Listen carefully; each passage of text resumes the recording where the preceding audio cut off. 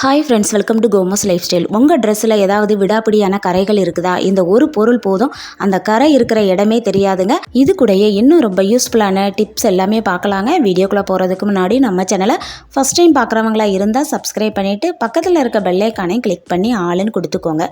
அப்போ தான் நான் போடக்கூடிய வீடியோக்கள் உங்களுக்கு நோட்டிஃபிகேஷனாக வரும். வாங்க இன்றைக்கி என்னென்ன டிப்ஸுங்கிறத நம்ம பார்க்கலாம்.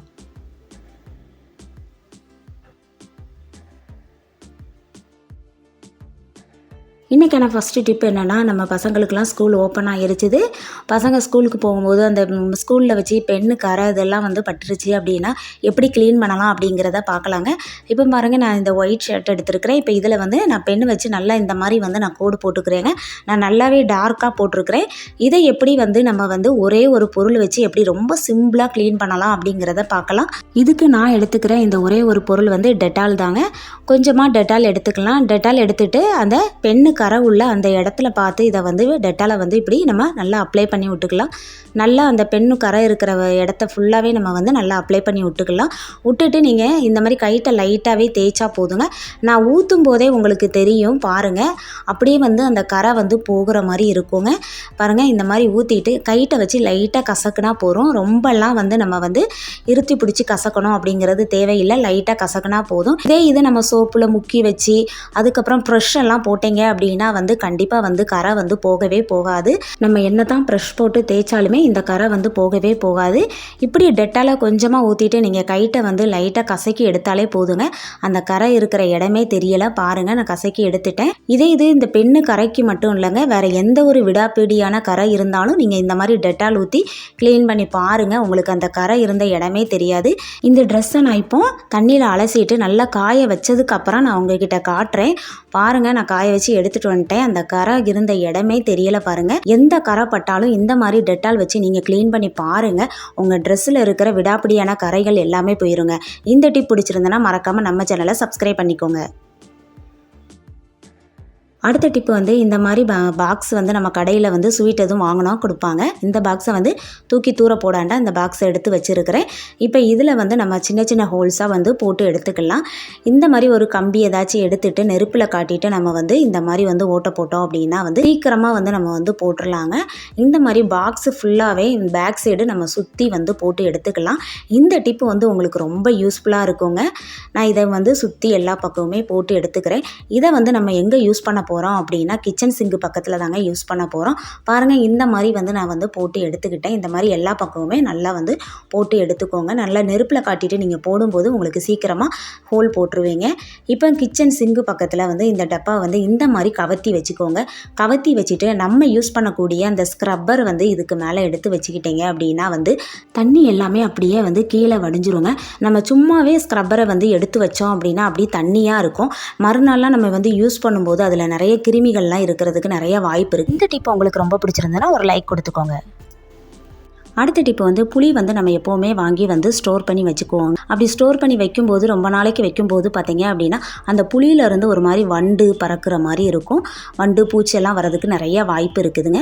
இந்த புளியை நம்ம வருஷ கணக்காக எப்படி வண்டு பூச்சி வராமல் எப்படி பாதுகாத்து வைக்கலாம் அப்படிங்கிறத பார்க்கலாங்க.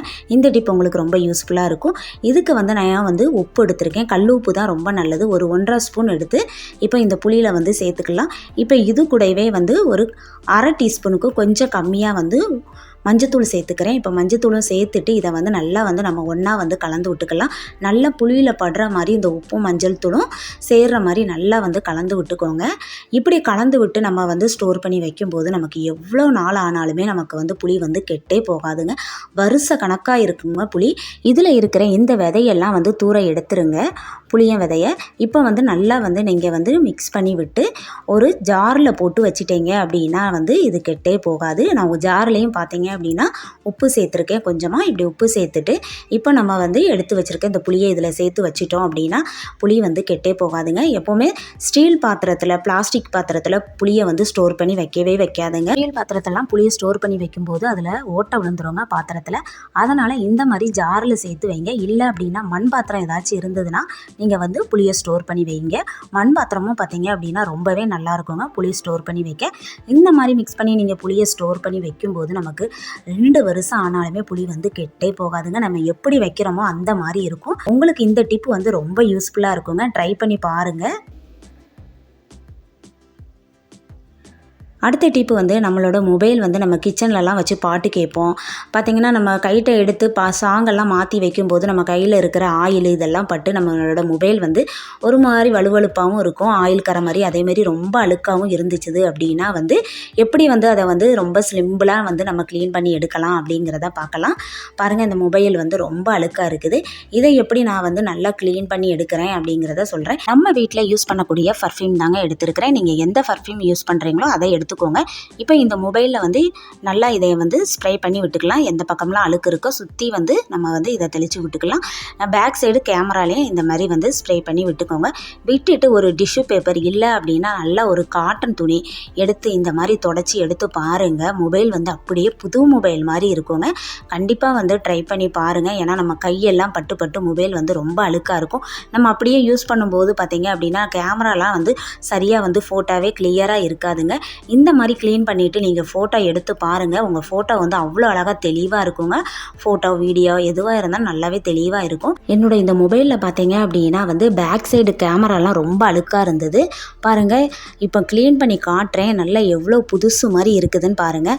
நீங்களும் இந்த மாதிரி வந்து உங்கள் வீட்டில் இருக்கக்கூடிய பர்ஃப்யூம் வச்சு இந்த மாதிரி க்ளீன் பண்ணி பாருங்கள். உங்கள் மொபைல் வந்து புது மொபைலா அப்படின்னு கேட்குற அளவுக்கு வந்து நல்லா வந்து பளிச்சுன்னு இருக்குங்க.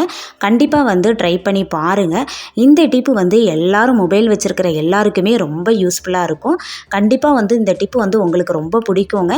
ட்ரை பண்ணி பார்த்துட்டு எப்படி இருந்ததுங்கிறத கமெண்டில் சொல்லுங்கள்.